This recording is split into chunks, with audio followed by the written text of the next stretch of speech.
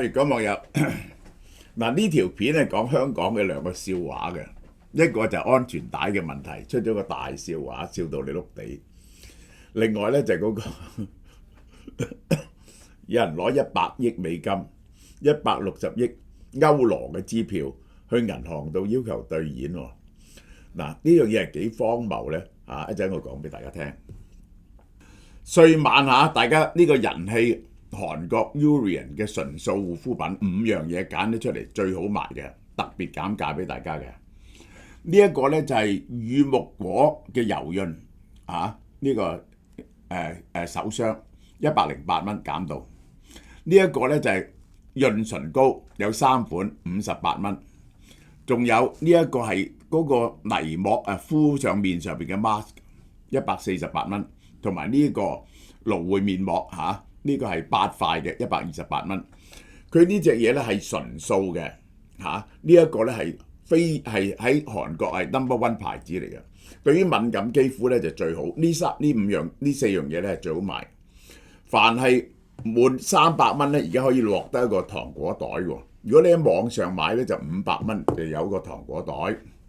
咁咧仲有特別推薦呢隻啦，好好賣嘅 Dr. Bago 嘅微針呢個積雪草佢就係有2種㗎佢係微針導入。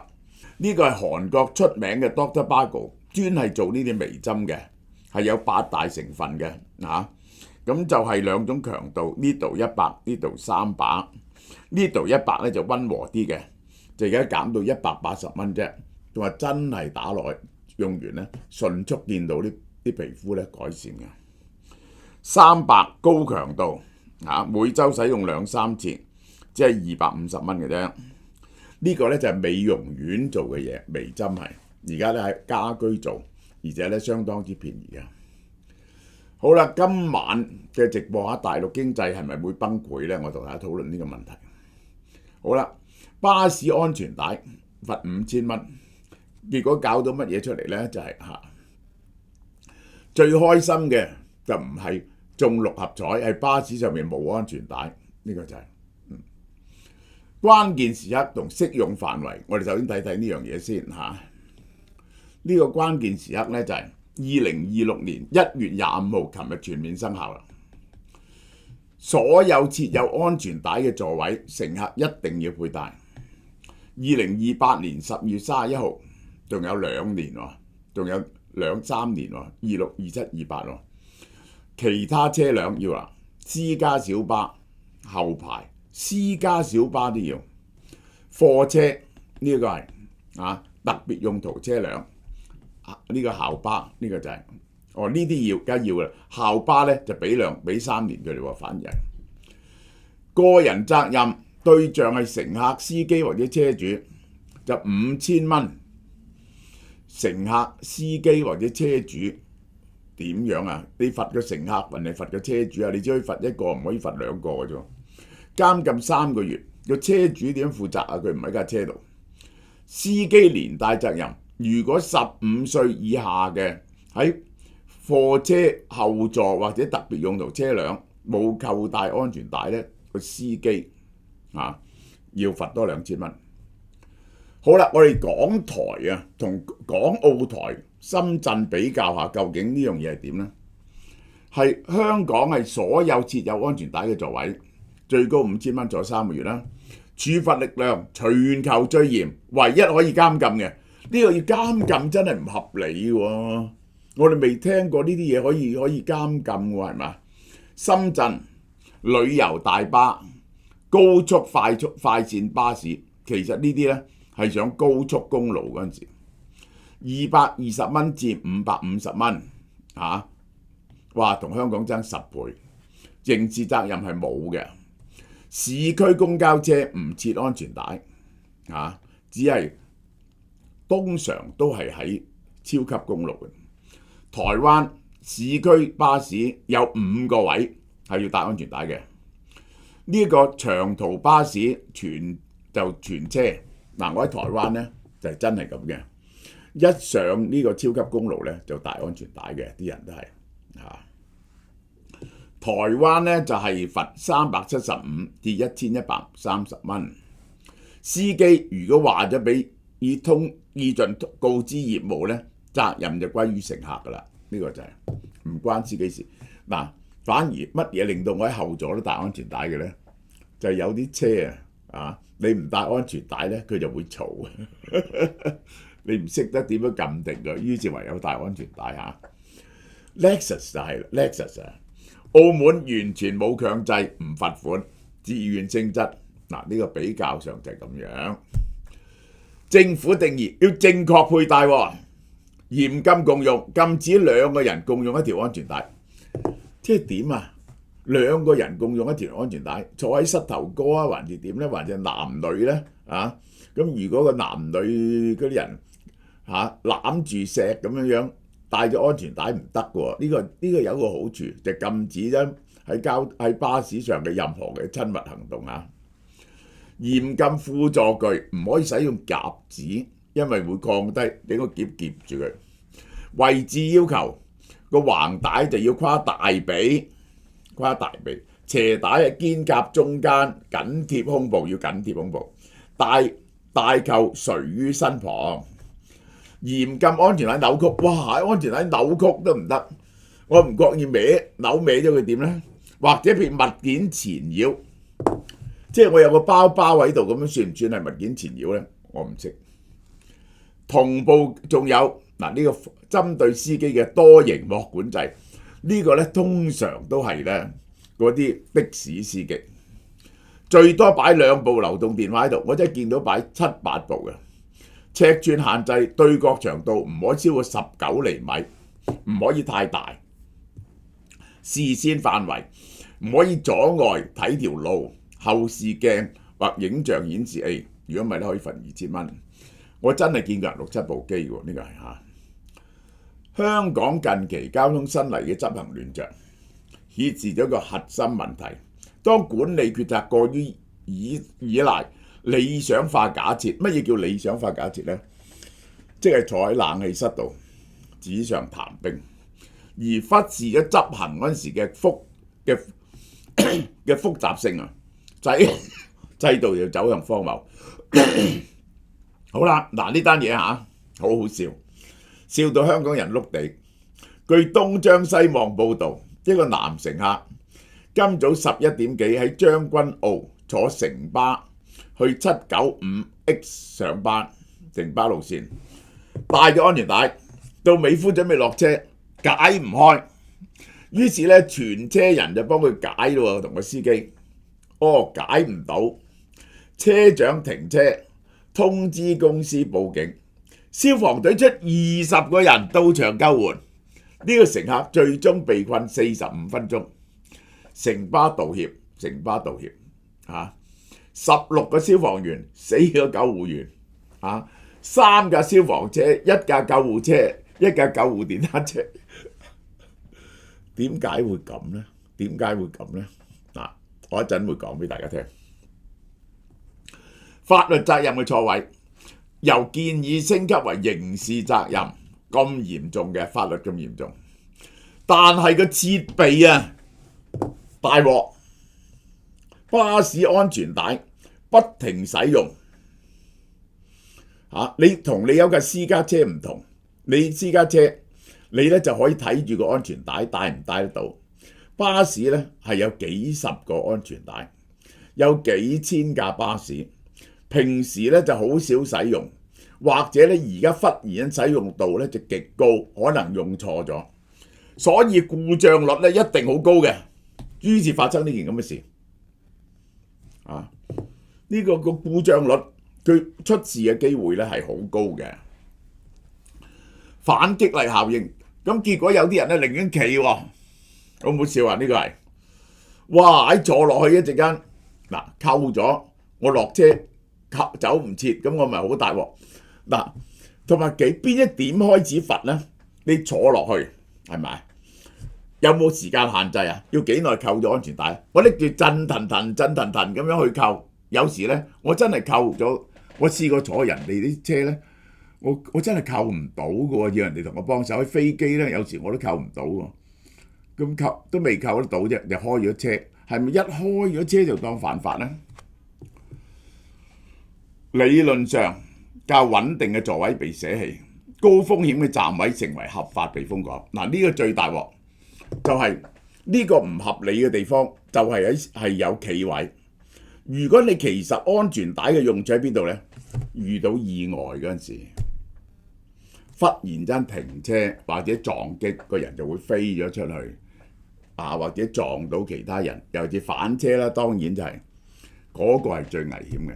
你諗下喺咁嘅 situation 入邊，當然係企位最危險啦。如果有企位，嗰個座位嗰個先撞落個企位嗰度啦，係咪啊？治標不治本嘅罰款導向，完全背離咗提升安全嘅初衷。坐落要扣帶，官方承認企位取消企位不切實際，因此維持雙重標準。呢個反映咗理想安全目標同埋個現實唔妥當。呢個呢，嗰個邏輯嘅謬誤就係企位明明更危險，你呢就因為現實唔理企位，就去管嗰啲坐位嘅安全帶。咁呢，人哋覺得你呢就係偽善啦。為應對企位嘅風險呢，新例就要求巴士整多啲連續扶手、出口扶手，整多啲扶手。你估扶手有冇用呢？如果一撞車急速剎停或者反轉嗰刻，當然係大鑊啦。呢個係結果，實際上好多乘客幾個站情願坐啦，唔願意坐低。強制戴安全帶，好多長者企喺度，唔夠力拉安全帶，真係我有時都戴唔到安全帶喎。企位點樣保障安全啊？運輸署歐家傑助理處長，巴士有連續式扶手可以扶實，而高摩擦度嘅地板可以企穩啦。呢個呢就攞嚟講嘅，即係嗰個地板可以喺停車嗰時令你企穩咧，呢個係講笑嘅。必須執行成本，你要咁呢？首先你要確保全港幾萬條安全帶每日係100% 可用。如果唔係呢，就多拗撬。我話你安全帶壞咗，你話我冇扣係點啊？我扣唔到。嗰啲安全帶呢係會老化，可以塞咗嘢入去，尤其是呢驚人為破壞喎。我問你啦，塞咗嗰啲細路仔而家為咗唔中意你呢個安全帶，為咗整蠱人，塞咗啲香口膠落去，係咪成架車要停先？每日都要檢查、維修、保養、上油，呢個係非常大嘅費用。如果冇辦法解決技術瓶頸，法例梗能成為選擇性執法嘅工具。求其亂拉一啲。好啦，我再問一個答唔到嘅就係，對於長者同學童冇呢個配套操作指引，你可以想像下一個老翁80、90歲拎住個拐杖震騰騰上車，嗰啲身體體弱嗰啲坐咗落架巴士度，即係有排都未摸到，然後去插啊！咁幾個站呢啲坐幾個站，咁就告佢罰5000蚊係咪？仲有呢，就好大肚嘅大肚婆又點呢？冇講到。最大鑊嘅就係細路仔。嗱，你知道坐私家車細路仔呢係唔可以戴安全帶嘅，你一定要有兒童安全帶。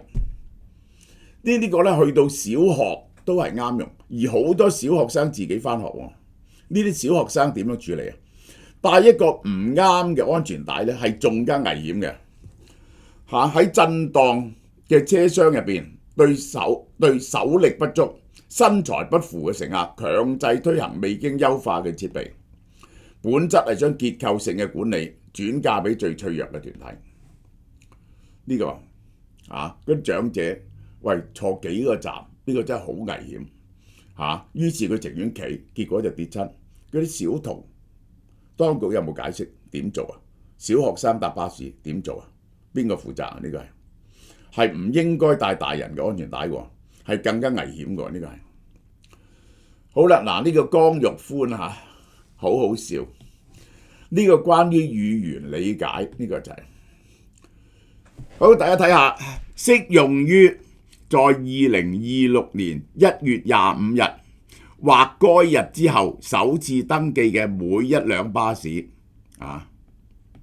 江玉歡嘅中文理解有問題。其實呢個法例咧就話適用於2026年1月25號已經註冊咗嘅巴士，所以先至係或該日之後首次登記嘅每架巴士。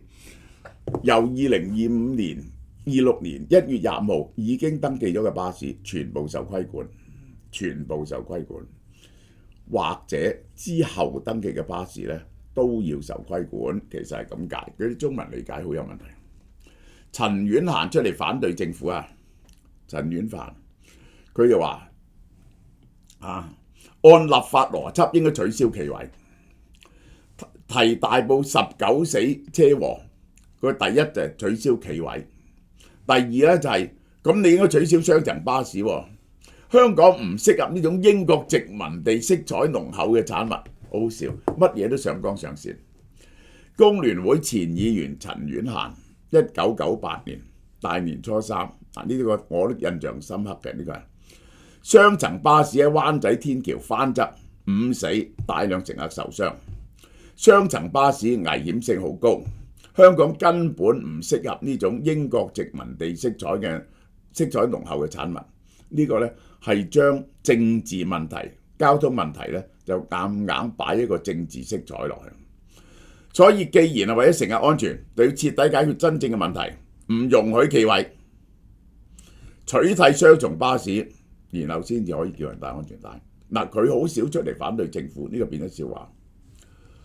好啦，另一單香港嘅笑話西寶城匯豐銀行收假支票100億美金。咦？呢個27號呢個27號，呢一個係8號已經有人攞張160億歐羅拘捕內地女，160億歐羅求提款，懷疑係假票。喺8號拉咗一堆人，賣咗報紙。27號咧再有人咁做，係咪神奇呢？尤其是咧160億歐羅求提款，咩意思啊？呢個係你攞住160億歐羅一張支票嚟求提款，佢知唔知160億歐羅係幾多錢呢？1600億港幣。你知唔知如果提款呢，轉做港紙呢，係1000蚊一張，要幾多地方裝呢？你要幾十架貨櫃車喎，呢個係人都知道呢，你係提唔到錢嘅。一張咁大嘅支票呢，係冇辦法，係呢個世界上呢，就基本上係唔多存在嘅嘢嚟嘅。無端端攞一張支票嚟攞160億歐元，拉完又有人嚟攞100億美金。有任何有 common sense 嘅人都知道呢，你冇可能有人俾一張支票你，俾你入你嘅戶口度係1600億噶嘛？會唔會啊？好啦，講下西寶城。西寶城2男2女4個人攞張支票攞100億美金。呢一個係行使虛假文書，拉咗4個男女，4個人嚟攞。點解啊？我會解釋俾你聽。涉案4個人都係講普通話嘅，2個越南籍女子，60歲23歲，一個66歲嘅姓廖男子，一個77歲嘅姓鄭本地男子。呢4個人報稱同事關係。2個被捕嘅越南籍女子持護照入境，廖男則持雙程證到境。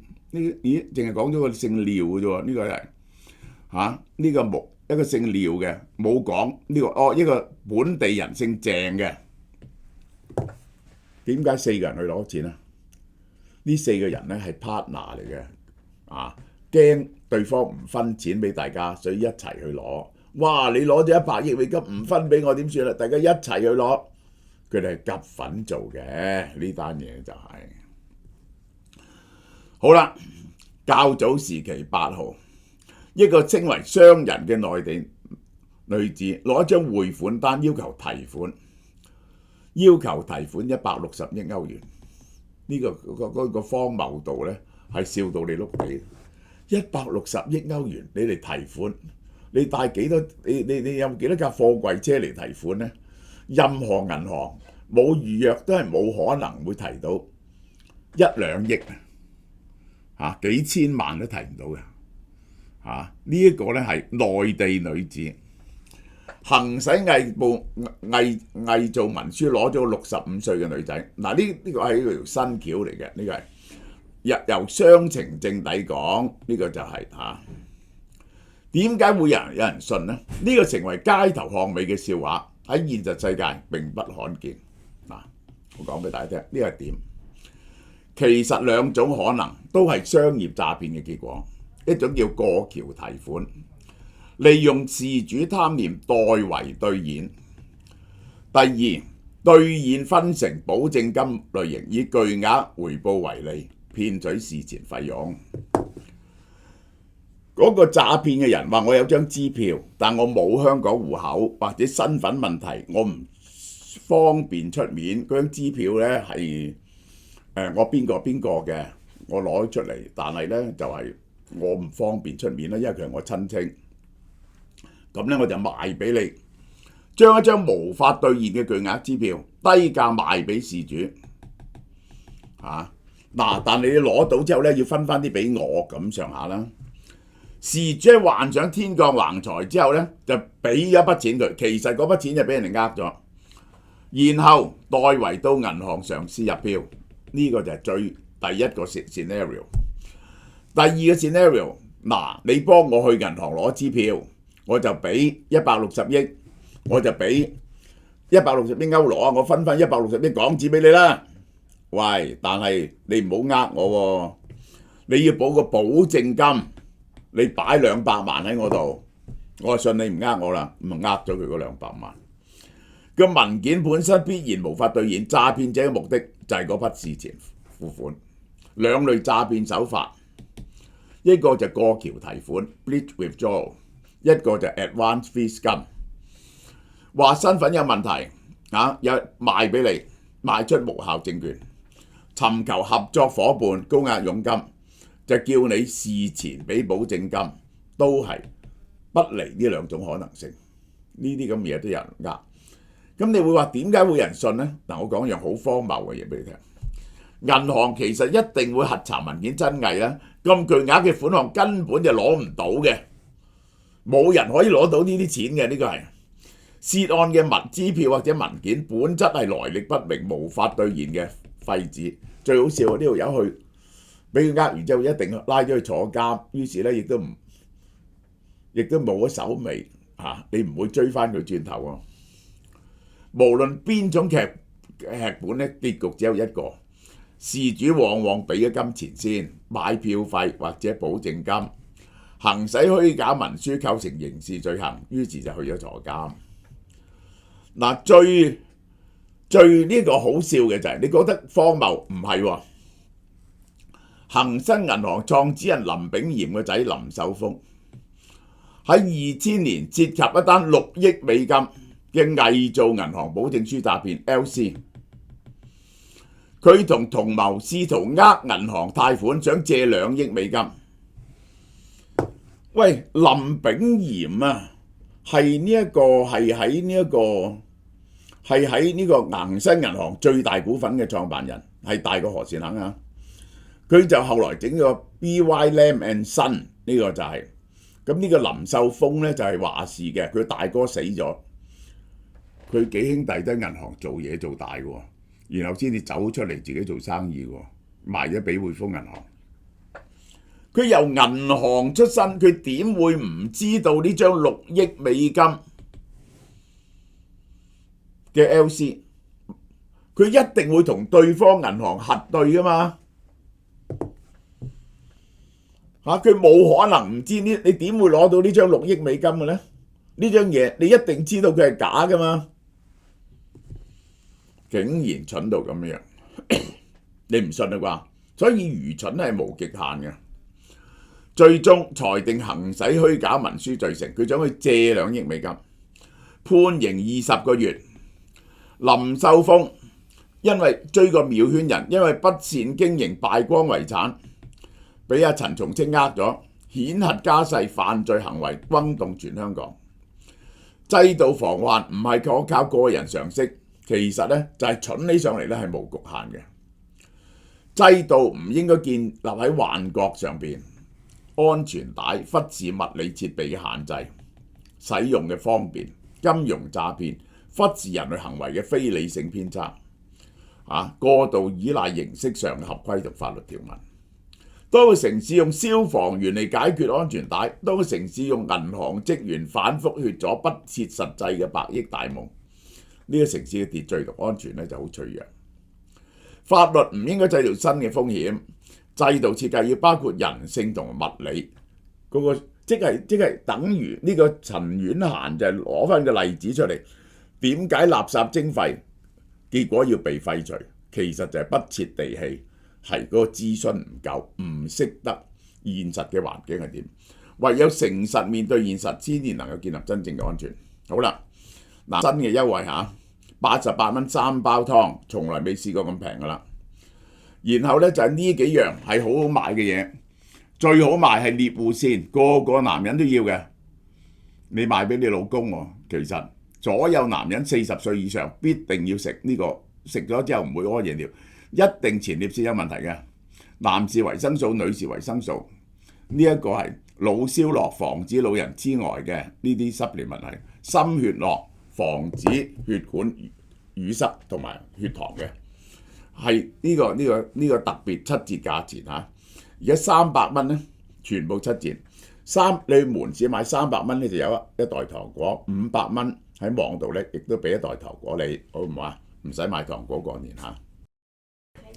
迎春接福，又到咗家人團聚嘅時間啦，一齊享受翻個熱辣辣嘅盤菜啦，真係好幸福嘅。新春盤菜8人份量同12人份量，俏貓貓搜羅最名貴嘅食材，係加咗料嘅。今次有富貴原隻12頭鮑魚、如意鮑汁、花膠筒、韓國大蠔豉、原粒北海道瑤柱，唔少得嘅花菇啦，呢個南乳豬手粒啦、螺片啦、豬肚啦、家鄉炆腩仔啦、爽滑蝦丸啦、炸魚蛋啦、富貴貴妃雞啦，配埋好意頭嘅富貴發財，即係發菜、蘿蔔、芋頭枝竹，形質豐富又足料。8人份量原價1488，新春價1288；12人份量原價1988，新春價1688。門市同網站咧都有得訂嘅，即日起到2026年2月9號，價格包埋送貨服務，偏遠地方除外。注意，今年嘅送貨咧只喺樓下交收唔想送上樓嘅。而材料、而村屋咧就喺村外交收，送貨日期2月7號到2月20號，預約送貨要5個工作天。大家可以咧嚟門市自己攞嘅喎，如果嚟門市自己攞嘅咧，會送一個古法羊腩煲俾你哋嘅。由於新鮮喺香港製造，每日數量有限，售完即止。希望大家食過新春盤菜，身體健康，福滿團圓。